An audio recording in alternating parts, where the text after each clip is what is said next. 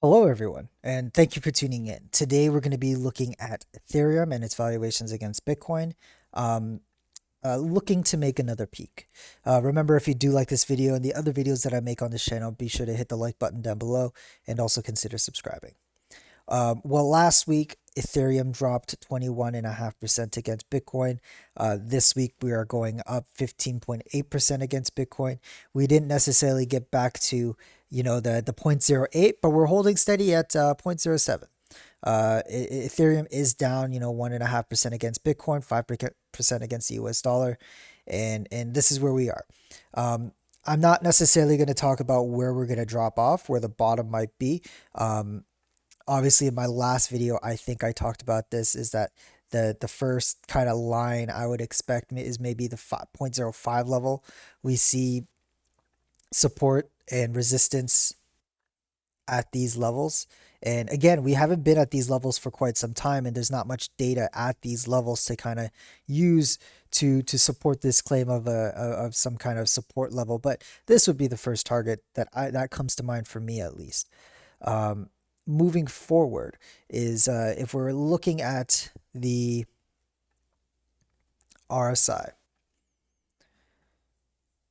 and let me just change this. So the RSI uh, right now currently made a peak at about 83.31.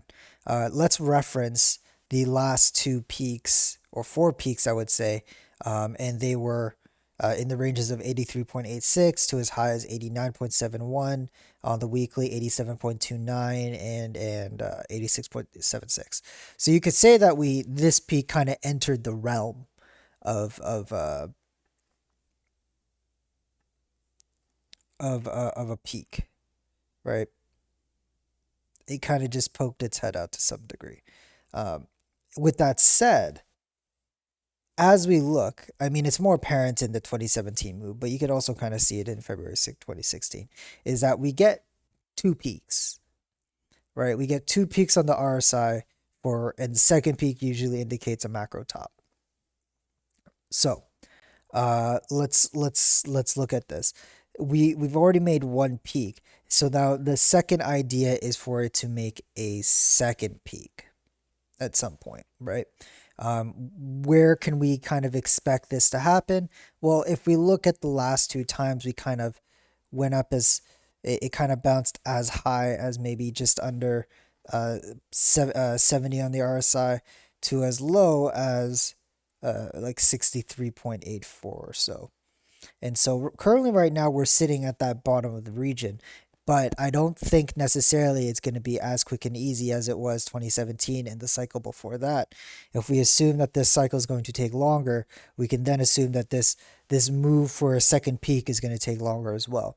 One scenario that I could see happen is, I mean, we can even look at it right now, look at it on the weekly, is that if Ethereum starts flagging out, right, we start moving sideways, this RSI is necessarily not going to continue to go up, but slowly kind of bleed down over time. And then we can see another uptick. Another scenario is that the bottom of this range at at 63.96 isn't necessarily going to be the bottom this time around, or the temporary bottom for the RSI this time around. If Bitcoin fails to get above the 20-week moving average in quick fashion, altcoins are going to tend to struggle. They're going to struggle underneath this moving average. They will bleed against Bitcoin, and ergo, this RSI should be coming down further. How low can we go? Hard to predict at the moment. Um, but if we do come down, we can then reassess where we are on the RSI, right? It's very much in the realm of possibility that we can come back further down, right? And then this kind of region gets invalidated for that, and so we can't necessarily use the RSI in this respect to determine like a temporary bottom for Ether Bitcoin. I still believe that this upper region for the RSI is a pretty good indicator on determining where the peaks are.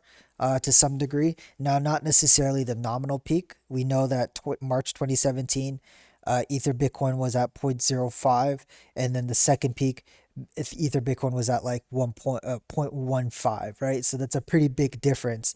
But with that knowledge now, we know that a second peak should be coming on the RSI. We don't know how low it will go, but there should be another peak coming down the line, in which case it will bring potentially higher Ether Bitcoin valuations. And with that assumption, this is why I'm still in Ethereum. This is why I still hold at least some Ethereum. I did sell a good chunk of my Ethereum this time around and threw it back into Bitcoin. And so once Bitcoin gets above the 20-week moving average, or if Ether Bitcoin comes back down to a favorable ratio, I will start reaccumulating Ethereum, bringing my portfolio, my weighting for Ethereum higher. But that's kind of like what we're looking at here. And that's pretty much it for today, folks. Remember, hit the like button, consider subscribing. I'll see you next time. Bye bye.